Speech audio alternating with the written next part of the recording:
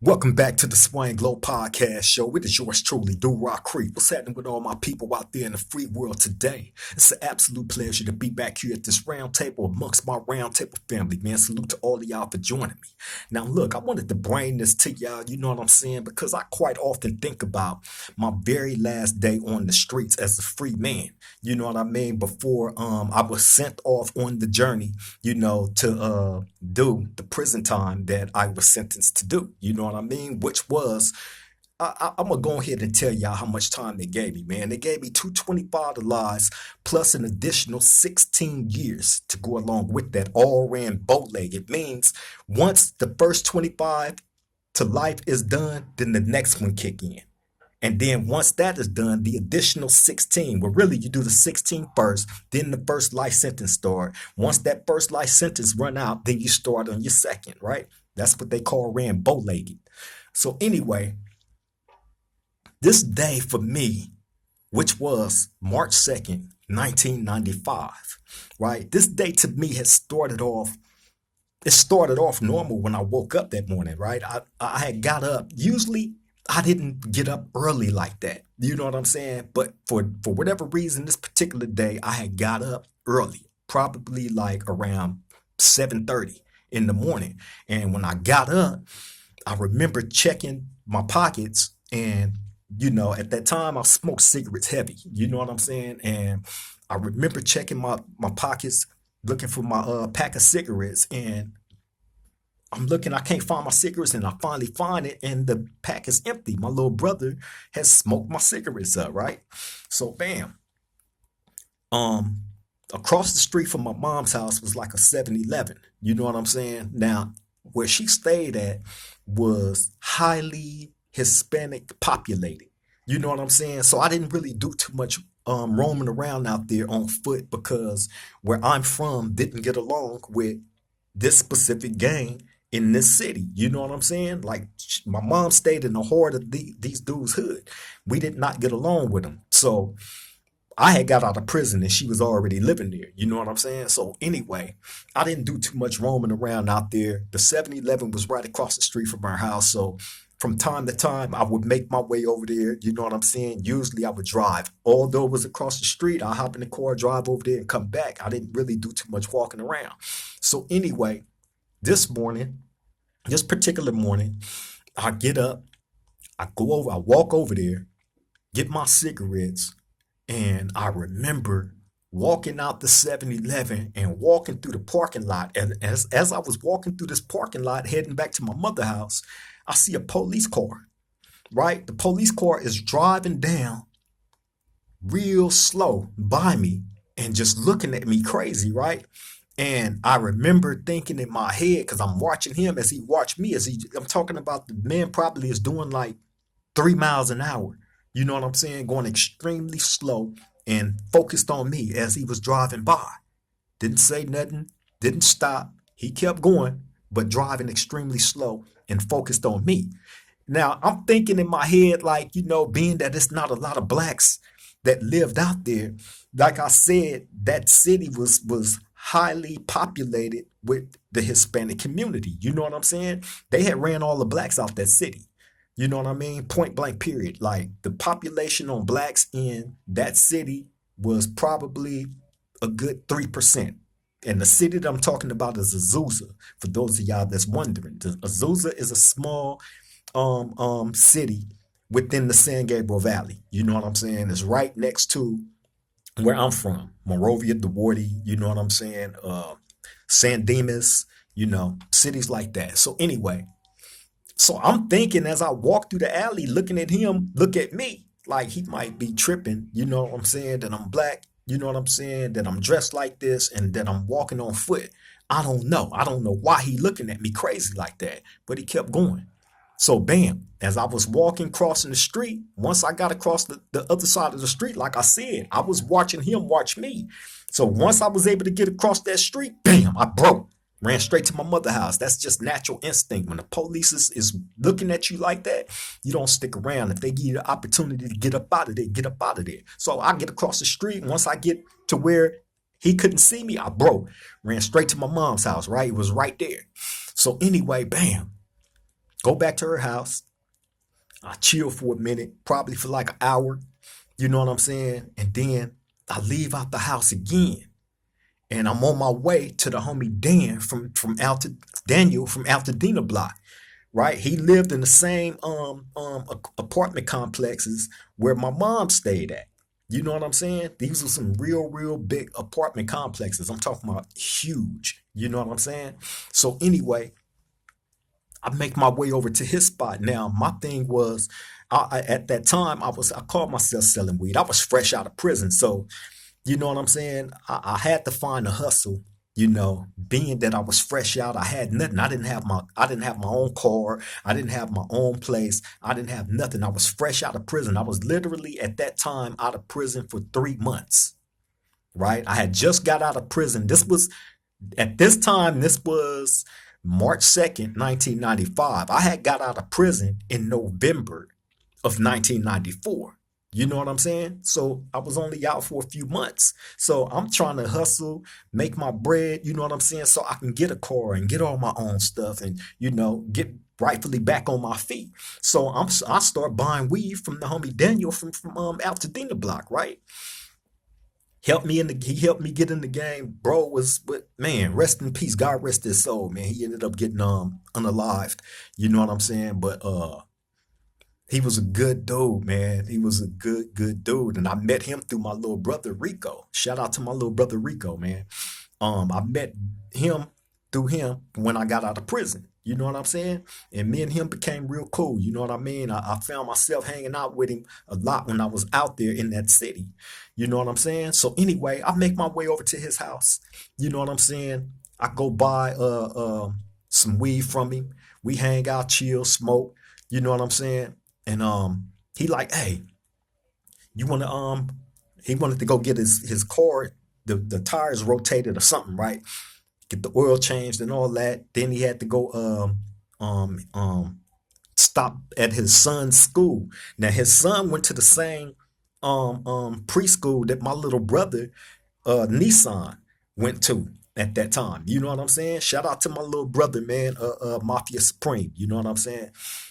So bam, I used to go up there and pick my brother up all the time. You know what I mean? So anyway, bam, I'm like, all right, let me go drop this weed off, and I'm gonna come back, and we can get in traffic. He like, all right. So bam, I take the weed back to my mom. I got it in a duffel bag that I always used to keep with me.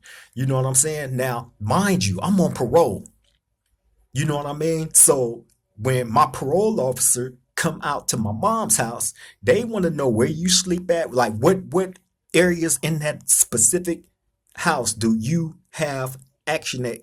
You know what I'm saying? So they gonna search wherever you got action at in that house. They're gonna search that.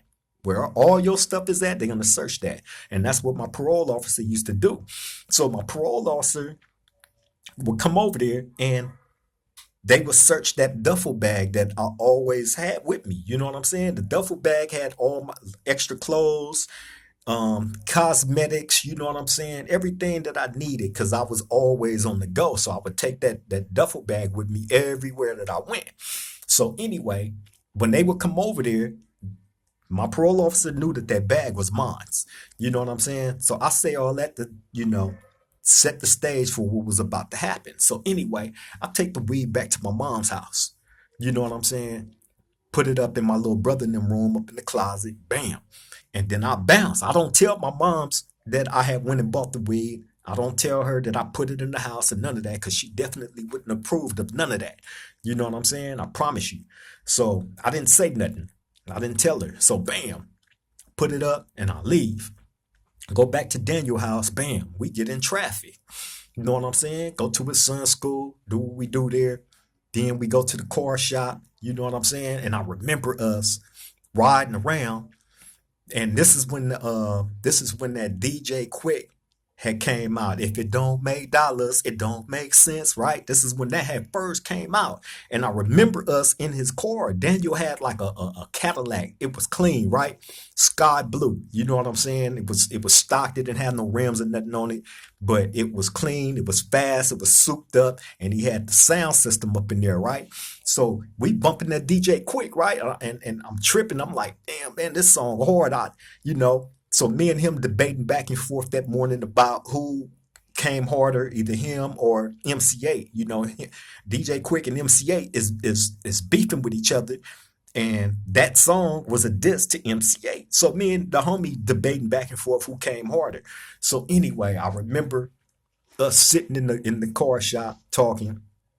Then bam, we leave there. As a matter of fact, no, we went to the car shop first.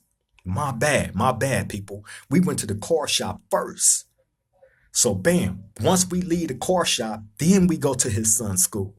You know what I'm saying? And we go there. As a matter of fact, we went there to pick his son up. So bam, while we at the school, we see a gang of police parked around. Now the school is right around the corner from the apartments where my mom's and Daniel stayed at. Is literally like right around the corner. You know what I'm saying? So we see a gang of police lined up along that street right around the corner from my house.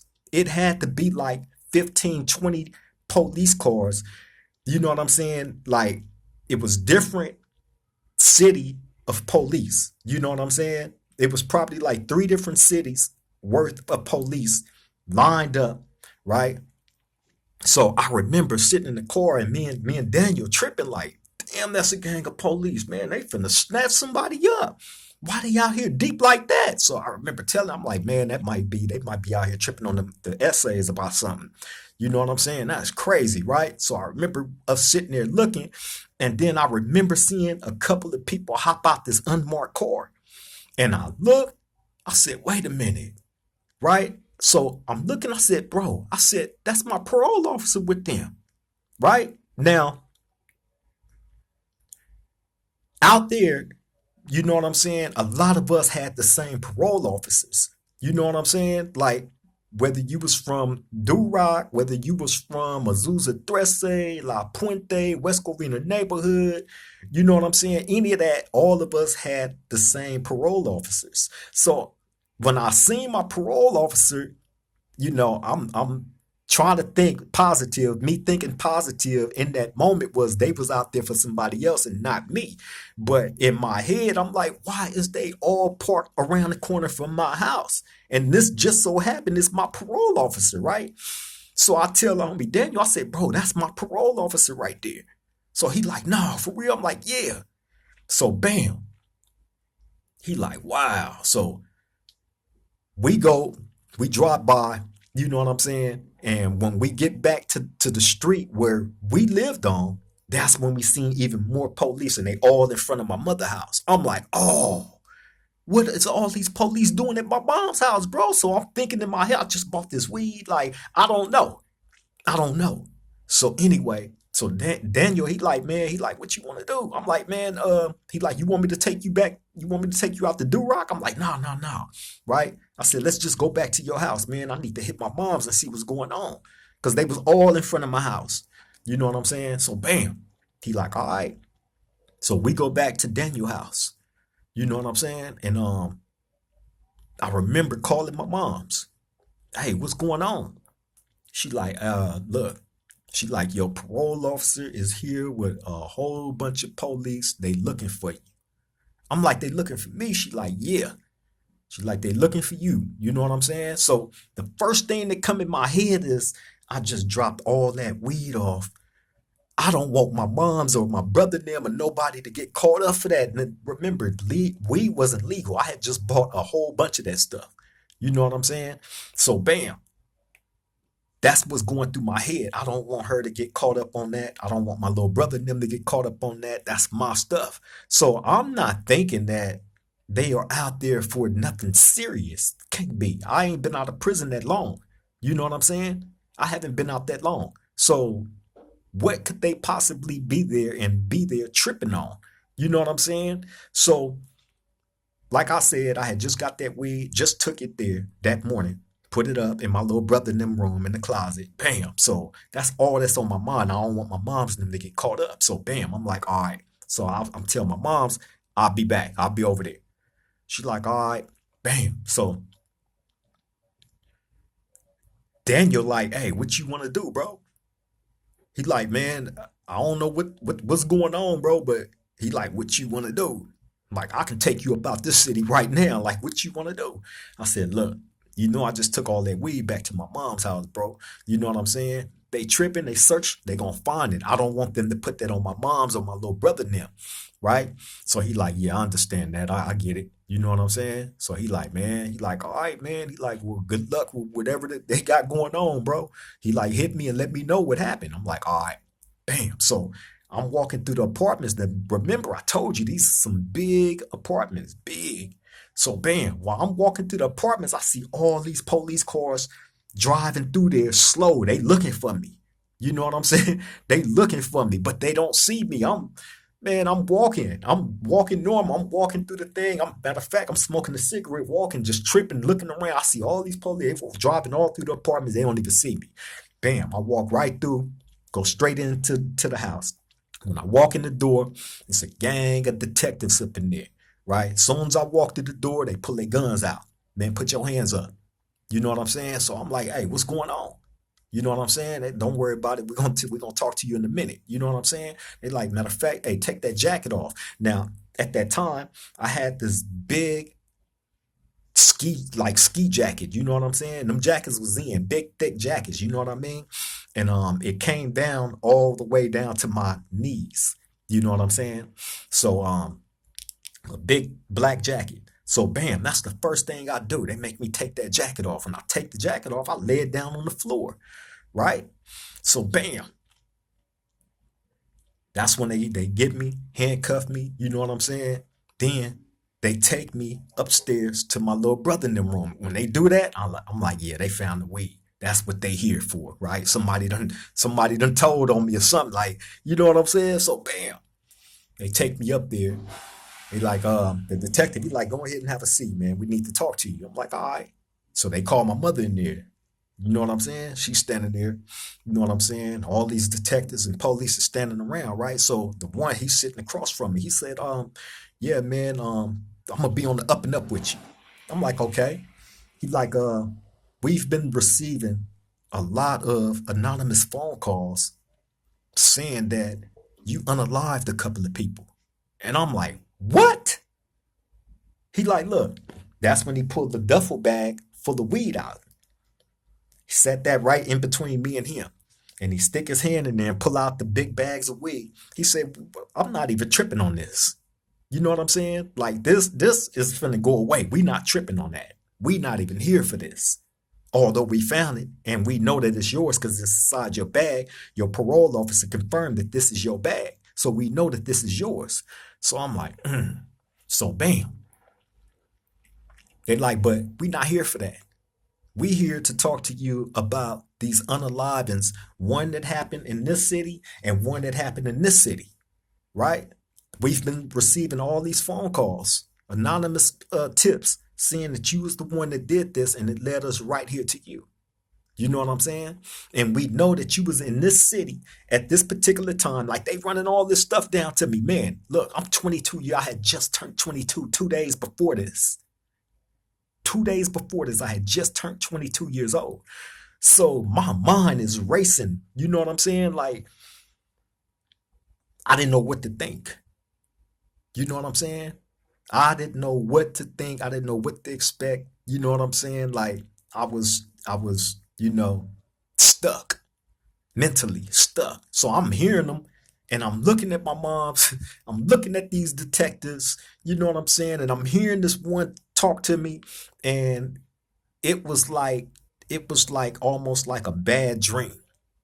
You know what I'm saying? That I was hoping that I woke up out of, that I never woke up out of. I've been in to this day, right? So anyway, while he's telling me what he's telling me, you know what I'm saying? I'm telling them I don't know nothing about what you're talking about. You know what I'm saying? So I have nothing else to say. So they like, okay, bam. Well, we finna take you down to the police station. You know what I'm saying? You being charged with this and that. You know what I'm saying? 187. Whoa, whoa, whoa, whoa, whoa. Right? They running down all the little charges and bam, take me. Now, mind you, while all this is going on, they got all my little brothers and sisters all young at this time.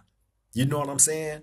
Like they was young. I think my brother that's up under me at that time was probably 18. You know what I'm saying? And then all the rest of them was like 13, 10, 7, 9. You know, it's eight of us. So anyway, I just remember my little brothers and sisters' faces. You know what I'm saying? They had them sitting here, sitting there, sitting there. You know what I'm saying? And them looking with this worried look on their faces. You know what I'm saying? Like I would never forget that. You know what I'm saying? As well as my mom's. So bam, my mom's is just looking confused and scared. You know what I'm saying? And you know, that's just something you would never forget. That's why I say I have anxiety when I think about that day, because I would never forget it. It's just vivid in my head, and it always will be. Come on, think about it. That was my very last day on the streets as a free man. So bam, they take me, put me in the car, take me to the police station. You know what I'm saying? And bam, I'm off to jail. You know what I mean? Now I'm fighting this case. You know what I mean? 22 years old by myself. I have no crimes. You know what I'm saying? Nobody else was charged with me or none of that. You know what I'm saying? So I'm dealing with all this, you know, by myself. You know what I'm saying? And I just remember every time walking into that courtroom and seeing, you know, the district attorney and the police officers and everybody that was involved in the case sitting there looking at me with smiles on their face like, we finally got you. Yes, we finally got you. They were silently celebrating, you know, being able to book me on something, although they had nothing. You know what I'm saying? Now, I'm not going to get into the specifics of the case or none of that or cases. You know what I'm saying? Because, you know, it does none of us no good to even speak on that. You know what I'm saying? I just wanted to highlight out what my very last day on the streets was, and then having to on that setting me on the journey to being in prison for over 30 years. You know what I'm saying? For to being in prison for over 30 years. You know what I mean? And everything that I went through going in that courtroom, fighting that case. I went to trial twice. There's a lot of people that don't know that. I went to trial twice. The first trial that I did, I got a hung jury. You know what I'm saying? That's how weak the case was. I'm gonna say that much. You know what I mean? But the second trial is when they got me. You know what I'm saying? So, but before I had went to that second trial, I remember having a conversation with my homeboy Diamond Blue, rest in peace, and him suggesting like, bro, you got a hung jury. Like this case is weak. They ain't got nothing on you and this and that and blah, blah, blah. We need to try to put some money together and get you a lawyer. Because if you got a hung jury with a public defender, you definitely you can come home with a real lawyer. You know what I'm saying? So I remember him and my then girlfriend at that time talking about it, and me telling them like, no, no, no. You know what I'm saying? Because I felt in my heart of hearts that I was gonna beat it, get out. You know what I'm saying? A lot of people did. You know what I'm saying? Especially if I got that hung jury that first trial. You know what I'm saying? So bam. I'm like, nah, bro. I said, we're gonna stick with this lawyer right here because this lawyer did a fantastic, wonderful job. Masterful. You know what I'm saying?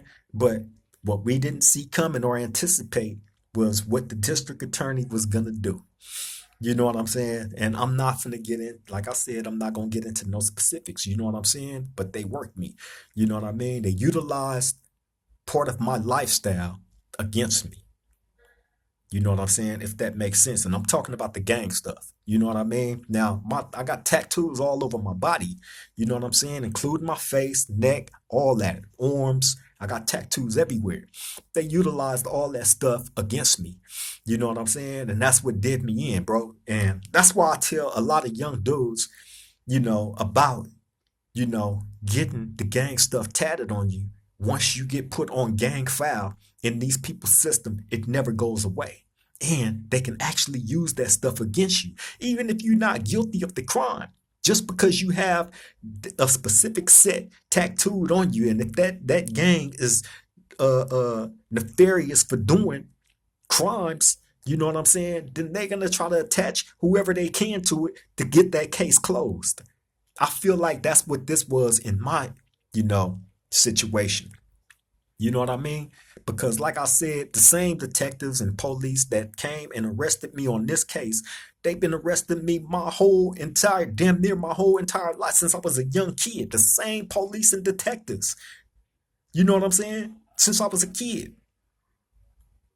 You feel me? So yeah, man, yeah, I went through what I went through. You know what I'm saying? That day and I remember, you know what I'm saying, going back to that morning with me and Daniel, you know what I'm saying?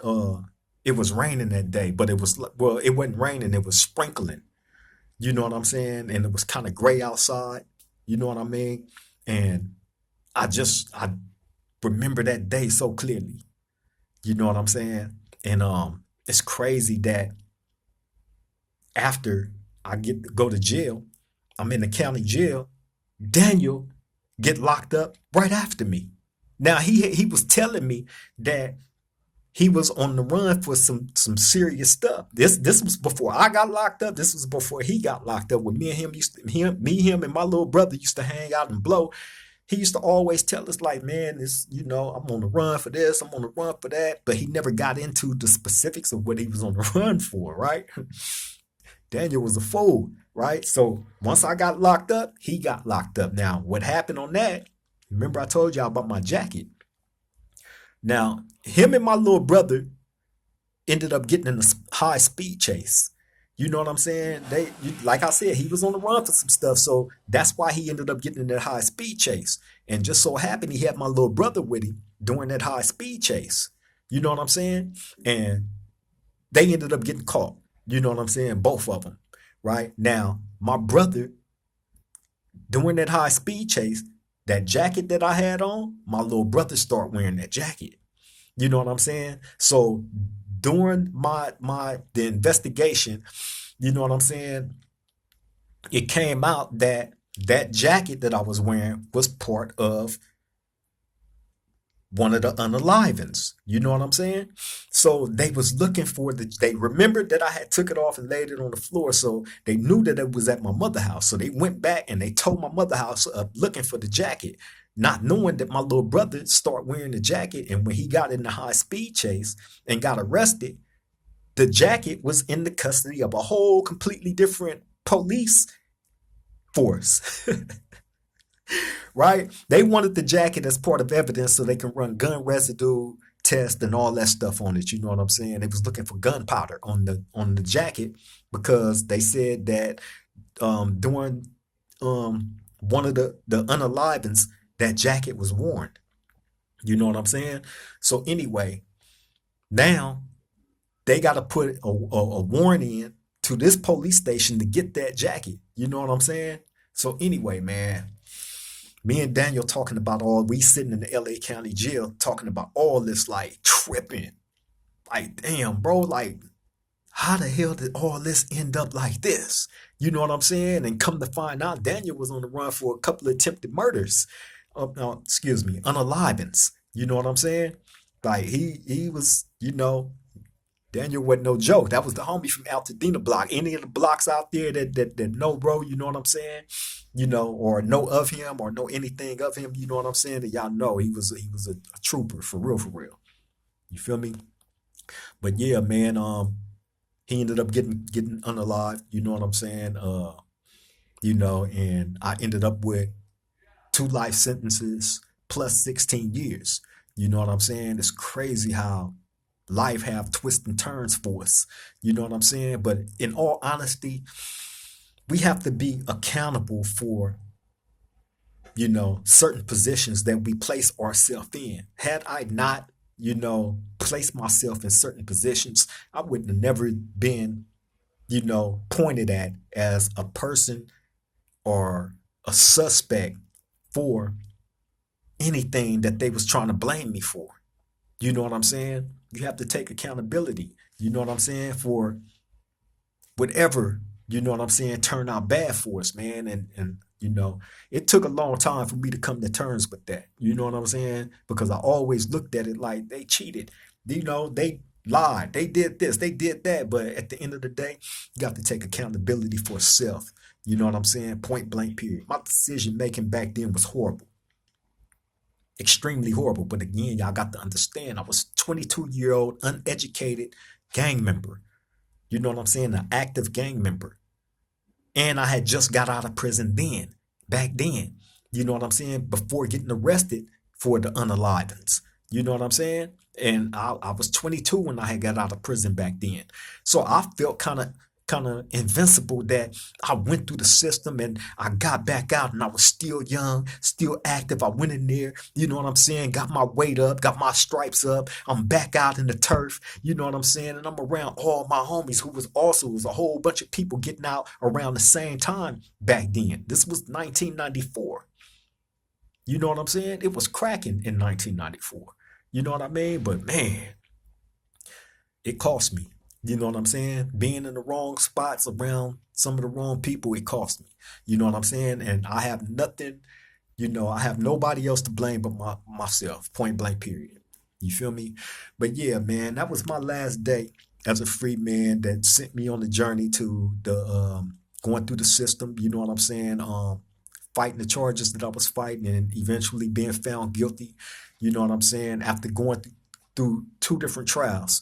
You know what I'm saying? Getting found guilty, man, and you know, ended up going to prison, man. You know what I'm saying? And here we are, almost 31 years later. You know what I'm saying? And me reaccounting my very last day as a free man. You feel me? Sad story, but it ain't the ending to my story. Only the beginning. You feel me? On that note, I'm finna end this right here, man. I thank you all for joining me, man. You know what I'm saying? Salute to all of y'all. Salute to all the new subscribers. If you haven't already did it, please like, comment, share, subscribe. Most importantly, subscribe. It don't cost you nothing. You know what I'm saying? Make sure y'all hit that notification bell, man. So when we drop these videos or we do it live, you won't miss a beat. You will be right there front and center. You know what I'm saying? Such as wonderful stories like this. You know what I'm saying? For real, for real. But on that note, I'm going to let y'all get back to you doing y'all, man. I appreciate you all for showing up as you always do, man. Y'all take care. Y'all stay safe, stay positive, stay away from all the junk, the trash that's going on in the free world, and most definitely that's going on online. You know what I'm saying? Hey, on that note, I love all y'all. Till the next time we meet at this round table, triple gang.